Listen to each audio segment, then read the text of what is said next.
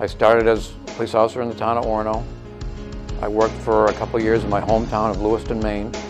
And then for 8 years, I was an investigator with the Milwaukee County District Attorney's Office investigating white-collar and organized crime. I always wanted to come back to Maine.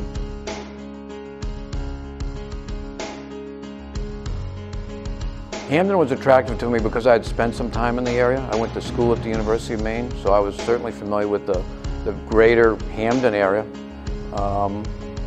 It's a part of the state that I wanted to live in. It's close to the coast, it's close to the mountains, so it was really a good fit for me. I'm from Lewiston, but I like this part of the state better, so when Hampden offered me a job, I didn't have to think twice. This is where I wanted to be, and this is where I've been for almost 28 years, 27 years.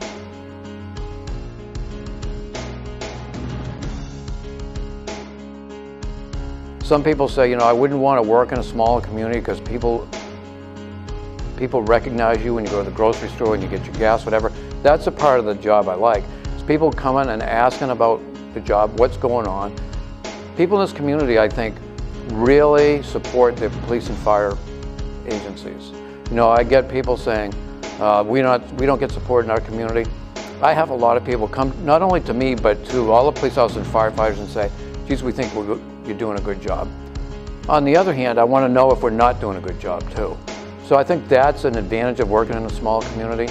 I think they feel comfortable in approaching you and telling you what they think about how your agencies are doing, how our departments are doing. So I think that's probably the most enjoyable part.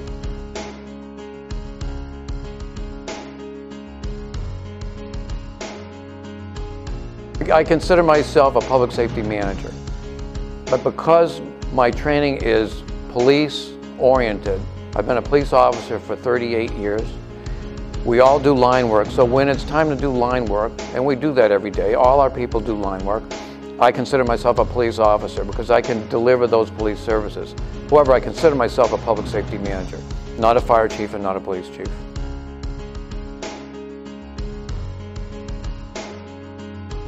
I have a master's degree in public administration, but I think that what enables anybody to manage people is the fact that they care about the people and that they trust the people that they work with. I don't care if you have a degree or not. I think it's important to know the strengths and weaknesses of your people, and that will make anyone a better manager of any agency. Being a police chief, being a fire chief, isn't so much being a fireground commander or being an incident commander at a police scene. It's making sure that you know how to manage people. And if you know how to manage people, it doesn't matter whether you're a police officer or a firefighter. You treat people with respect, you treat people as professionals, and you get their input. I couldn't have done this, and it's not about me. Nobody could do this without seeking input from the people that work with them.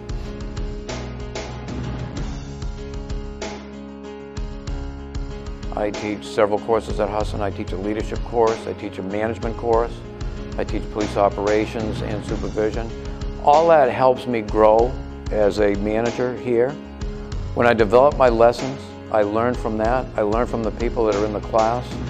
I make valuable contacts. It's a good recruiting tool for us as an agency, both police and fire, because some of those courses are not limited to police officers.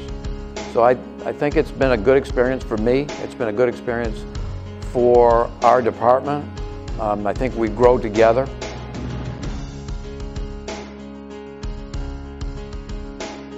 I teach a leadership course at Husson, and one of the leaders that I use as an example is Ernest Shackleton. In fact, that's the backdrop for the course that we teach. And the reason why I admire him is that he treated everybody as equals. He went through the same hardships that his other men did. He didn't make special exemptions for himself. It's really an inspiring story if you ever get a chance to read about that.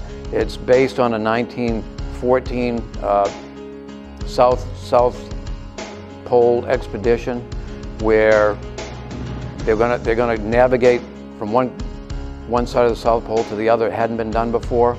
Before they got there, their ship was crushed in the ice. They're stuck on ice floes for almost 2 years, and it's only because of his leadership that every single man came home alive.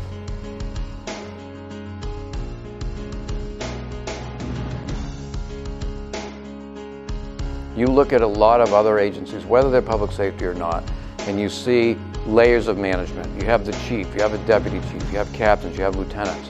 What we have is one manager that oversees police and fire, which includes the ambulance, and supervisors that oversee that delivery of the service and the people delivering the service. That's it.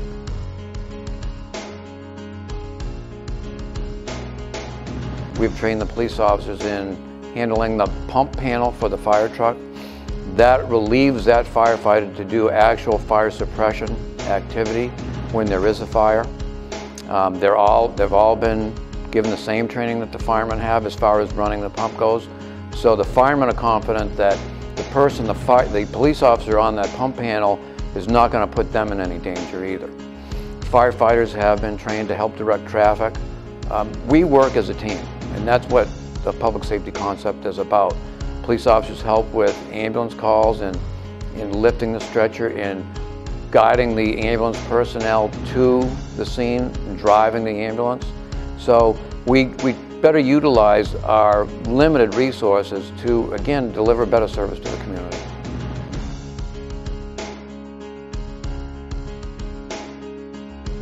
I think what makes public safety work in Hampden and may not have worked in other communities is a commitment that our employees have to the community. I think we've talked about it earlier. You know, we exist for the community, not the other way around. We keep asking ourselves, why are we here? I mean, that's the essential question that we all have to ask in this line of work. Why are we here? We're here to help the community. I find that it works well here because we do work well together, and that right now, for us, it's business as usual. We have done this for 20 years. Almost everybody that works in our organization, this is all they know, because that's all they've worked under, is this public safety umbrella. They talk to people outside of our community and they say, I can't imagine that it works. Well, it does work because it's a mindset of why are we here and why do we exist? We exist to perform a service for the community. And when we keep that perspective, then public safety really isn't, wow, that's different. It's, let's go out and do what we can that helps the community. 90% of our time are responding to calls for service, both police and fire. They're not emergency calls, but this is a service that the community expects. We need to be able to deliver that service. Communities and departments that say, well, we'll work together when there's a fire, when there's a major incident, that's fine, but that happens so rarely. And if there's not that communication between both disciplines on a regular basis, I can't imagine that you can work together very well in those instances.